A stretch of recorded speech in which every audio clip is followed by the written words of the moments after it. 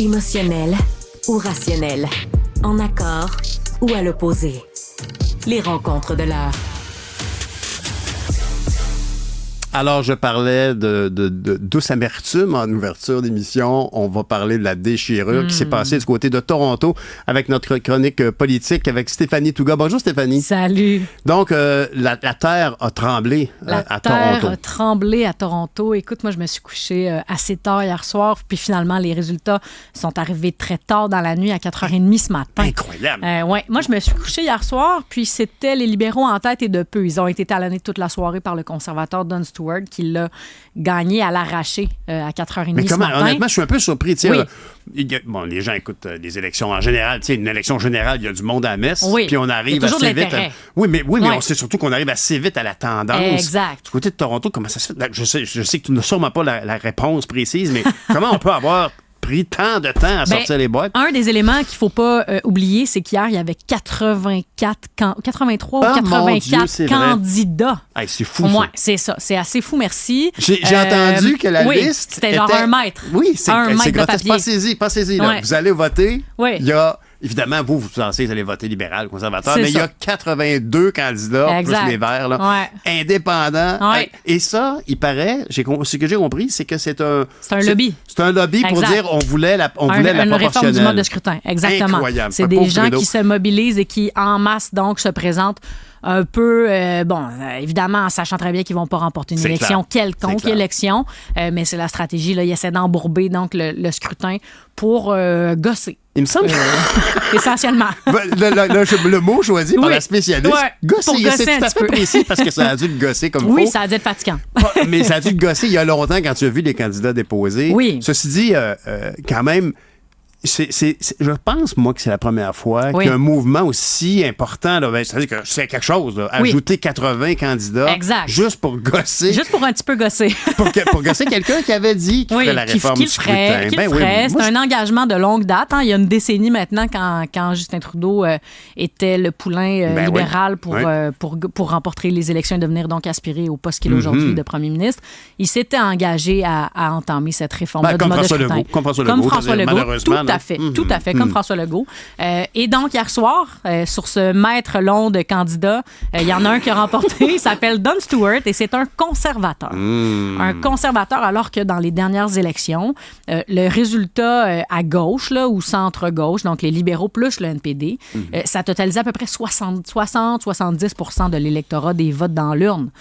Et là, hier soir, les conservateurs ont remporté avec 42% donc des résultats, des votes exprimés, des voix exprimées, contre 40,5% pour la libérale. Donc, l'autre signal que moi, ça m'envoie, c'est que exit le NPD, exit les Verts, exit les indépendants, exit Maxime Bernier, ce sera vraiment un conservateur libéraux, tout Poilievre, Trudeau, s'il persiste et signe. On s'enligne vraiment vers ça, une espèce de polarisation. Sauf au du Québec, vote. évidemment. Sauf au Québec, évidemment, mais dans le reste du Canada, définitivement. Et dans 99% des chances, si la tendance se maintient, ce sera Pierre Poilievre qui gagnerait son pari et qui remporterait, à l'image d'hier soir, les élections. Moi, je vais mettre une hypothèse, si tu permets. Je t'écoute.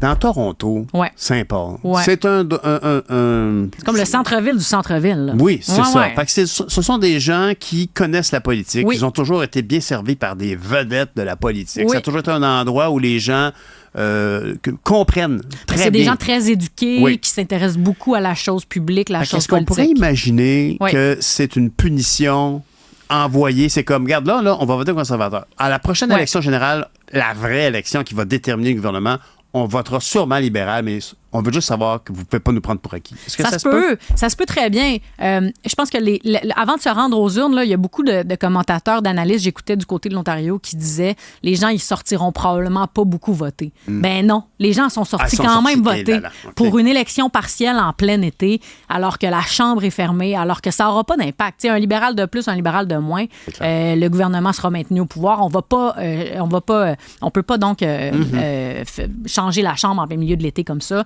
Donc, ça n'a pas vraiment d'impact sur le paysage C'est politique juste dire, comme là, tel. on parle pas de la chambre à coucher de personne, on parle de la chambre des communes. On parle absolument pas... Quoique, non. il y avait on parle des pas de politiciens ça. qui disaient on se mêlera pas de ce qui se passe dans la chambre à coucher du monde. Le papa de... c'est lui qui disait ça, c'est Papa vrai. Trudeau qui disait Oh ça. là là là. Donc, la Chambre de communes restera la même à l'ouverture, donc à l'automne prochain, à la rentrée, mais avec un Pierre Poilievre qui sera galvanisé, qui aura passé son été en disant « Regardez comment on est bon, essentiellement. » Et il aura raison. Regardez comment on est fort dans les sondages. Les gens sont tannés de Trudeau. Ceci dit, Pierre Poilievre, il veut probablement que Justin Trudeau il reste devant lui. Parce que Sûrement. c'est le meilleur adversaire. Oui, c'est pour lui. l'antithèse de ce qu'il veut être. Exactement. Ouais, Si Justin Trudeau s'en va demain matin, Pierre Poilievre, là, c'est quoi sa cible? Moi, j'ai l'impression que les conservateurs, et c'est un peu pour ça qu'ils n'ont pas tant fait... Oui, bien sûr. Comme la différence. Ils par se rapport définissent en opposition en disant les gens sont tannés de Justin Trudeau, la Justinflation. Et c'est pourquoi vous devriez voter pour nous. On est le choix responsable maintenant. Les libéraux, ils dépensent, votez pour nous. Mais si Justin Trudeau s'en va, Effectivement. c'est quoi là, son épouvantail D'ailleurs, à honnêtement, Pierre c'est Poilievre? la question immédiate qui vient Oui. en tête. Quelle est la conséquence de cette élection dans Toronto-Saint-Paul? Oui. Comment ça se passe actuellement là, entre amis Oui. et collègues, députés et ministres? Oui. Qu'est-ce qu'ils se disent ce matin? Mais je pense qu'il y a une coche de pression supplémentaire sur Justin Trudeau et son entourage. Parce que par définition, des élus, ils veulent se faire élire. Ils veulent se faire réélire. Et là, ce qu'ils regardent, c'est si le bastion libéral de Toronto-Saint-Paul peut tomber, qui est encore assuré de se faire élire? Pas assuré, c'est peut-être un peu fort, mais n'empêche, c'est un peu l'esprit. Moi, si tu es un député en Ontario, tu dis, bon, ben peut-être que dans le reste du Canada, ça va tomber, mais chez nous, ça va rester rouge. Mais là, ce matin, il se lève en se disant, ben écoute, peut-être que je ne serai pas réélu. Même pas ça. Fait que j'ai l'impression que la pression autour de Justin Trudeau et son entourage, donc, va avoir considérablement augmenté. Je pense que Justin Trudeau ira faire une marche dans le sable cet été. En opposition à à son fameuse marche dans la papa qui a neige, à fait son une marche père. dans la neige. Je peux pas m'empêcher de faire oui. le parallèle. Mais oui. Mais il y a quand même... Honnêtement, moi, je Oui. tout le monde connaît mes couleurs politiques, alors ça fait longtemps que je casse du sucre sur le mot Trudeau, à part que c'est de très bons produits de cuisine et pour la vinaigrette et tout ça. Oui. Mais ceci dit... Salière poivrière? Oui, bien sûr. mais non, mais le meilleur produit Trudeau que j'ai, ouais. c'est un linge à vaisselle spécial pour essuyer les verres à vin qui enlève toutes les taches, je vous le recommande. On dirait un infopub. Ceci dit, oui, mais c'est parce que c'est pas le financer la campagne. Oui, M. Trudeau. oui, je non, comprends. mais sincèrement, je veux dire, honnêtement, je pense que Justin Trudeau a réussi quand même il n'avait pas la flamboyance de son père, ça c'est très Absolument clair. pas. Mais quand même, il a Il s'est gagné fait des réélire élections. 3 fois, Absolument. 2 fois minoritaire, une fois en faisant une alliance avec le NPD qui est pris là, dans ce Exactement. mariage-là. Fait que Il là, est pris dans un mariage, c'est le vrai. Jog Meeting. Il est pris là. C'est vrai. Tout ce qu'il voit, là, il y a eu quoi? 7, 8 élections partielles depuis l'élection générale, la dernière élection générale, et à chaque fois, ou presque, les résultats du NPD descendent. Donc, ils sont pris là. Et là, en plus, Justin Trudeau a dit, ben, on va aller de l'avant avec l'assurance médicaments.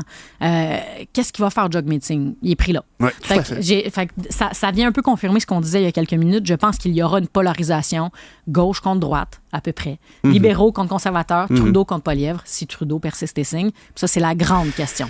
Mais justement, c'est la grande question. D'après moi, en tout cas, il y a Ouais. de fortes chances qu'il décide de lancer les dés, en fait, lancer la serviette Ouais. et les dés, comme a fait Mais qui va Emmanuel vouloir Macron. y aller? Oui, Qui c'est vrai, va c'est ce que tu vouloir me y disais. aller? Ouais, mais c'est Moi, un je peu- pense que si tu es un vrai prétendant là, à vouloir aspirer à être un premier ministre avec des vraies ambitions de gagner les prochaines élections, un François-Philippe Champagne peut-être, une Mélanie Joly, une Chrystia Freeland, Mark Carney, tous ces gros noms-là qui sont bien en vue, est-ce qu'ils vont vouloir aller se casser les dents aux prochaines élections avec une course au leadership un peu à la va-vite? C'est vrai. Et en même temps, ils je ne pourront pas dirais- s'empêcher, je Mais pense, d'y Stéphanie, aller. moi, je pense que Mark Carney Ouais. a déjà été ambassadeur de l'UNESCO ou de l'ONU Ouais. sur le réchauffement climatique. Là. Il a déjà été impliqué là-dedans. Là. Il était comme... Il avait un rôle bien, bien précis. Et il est donc une figure crédible pour la crise climatique, pour adresser le problème. Et sur le plan économique. Bien sûr. Forcément. Fait que Donc, ça, c'est quand même mais un ça se profil met- intéressant. Oui. Mais c'est pas un politicien. Non, c'est C'est vrai. pas C'est un un peu Michael campaigner. Ignatieff. Là. Ben, c'est ça. ouais. Oui, mais je comprends. Mais moi, je fais partie des gens qui pensent qu'effectivement... Moi, premièrement, en tant qu'animateur, j'essaie de me garder une petite gêne sur mes couleurs politiques. C'est difficile, j'ai beaucoup de difficultés. Mais c'est impossible Oui. de les cacher parce qu'on parle de la crise climatique. Ouais. Rendu là, c'est plus moi, je suis à gauche, je suis à droite. Je Non, pense non, que c'est ça. C'est pas une affaire woke, pas woke. Là. C'est ça, exactement. C'est une question de climat. On peut pas se leurrer. Là. Quelqu'un qui roule dans un Dodge L4 qui chaud de la boucane en arrière, là, il m'aide pas. Il nous aide personne. Alors, est-ce que M. Poilievre arrive avec des solutions sur le climat? Je ne crois pas. Donc, pour l'instant, en tout cas, c'est clairement là où le bas blesse. Ah, ben c'est mais vrai. après, il faut souligner ça. Bien sûr qu'il faut le souligner. Mais si on se projette dans le top 10 des enjeux sur lesquels le Canadien moyen veut de quoi ils veulent entendre parler pour la prochaine élection, ils vont vouloir entendre parler de l'inflation. Ils vont vouloir entendre parler de leur pouvoir d'achat. Ils vont vouloir entendre parler de l'économie. Est-ce que le taux directeur de la banque va baisser? Je vais-tu perdre ma maison? Est-ce que je vais être capable d'acheter une maison? Moi, les gens de ma génération et les prochaines, fait que j'ai l'impression malheureusement que la question climatique ne sera pas... Ça ne sera pas un référendum sur l'enjeu climatique la prochaine élection. À moins que quelqu'un fasse comme... J'ai entendu quelque part, faisons une élection en pleine crise de feu de forêt. Oui, c'est ce que tu disais. Écoute, ça, je trouve ça intéressant. C'est sûr que, bon, ça va arriver. Ça serait un peu incendiaire.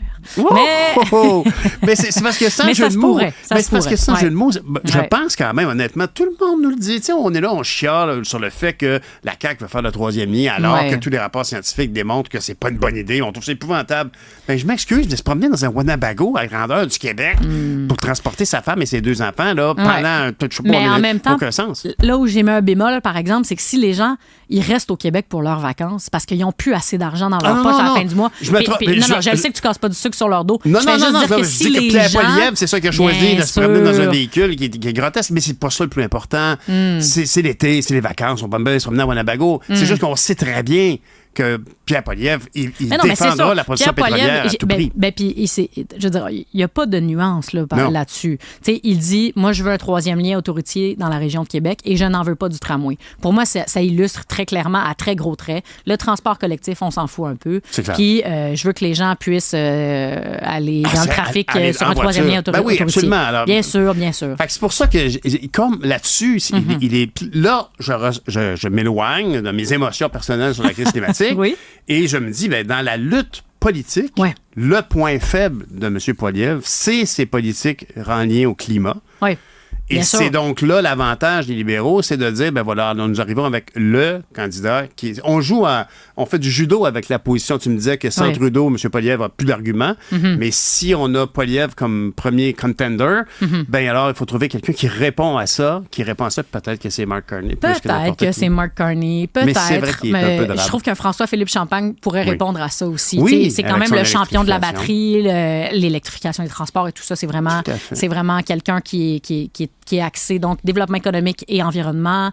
Il recentre un peu le parti aussi un peu vers la droite, pas trop sur le plan économique, mais un petit peu.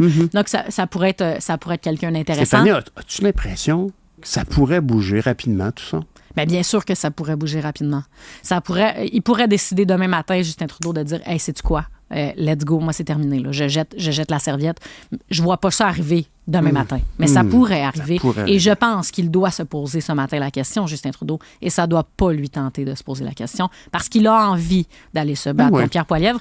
Et c'est ce qu'il dit. Il dit, moi, j'ai envie... Et Emmanuel Macron fait la même chose. Hein? Le parallèle est là. Ils se disent, nous, on est les derniers remparts contre cette espèce de droite populiste-là. C'est comme ça qu'il le présente. Mais comme dans Le Seigneur des Anneaux, Stéphanie, il faut reconnaître, est-ce qu'on est le meilleur pour gagner la bataille? Là, ce matin, honnêtement... La patrie avant le parti avant l'homme. Voilà. Stéphanie, c'est toujours passionnant de parler de politique avec toi. Merci beaucoup. Ça fait plaisir.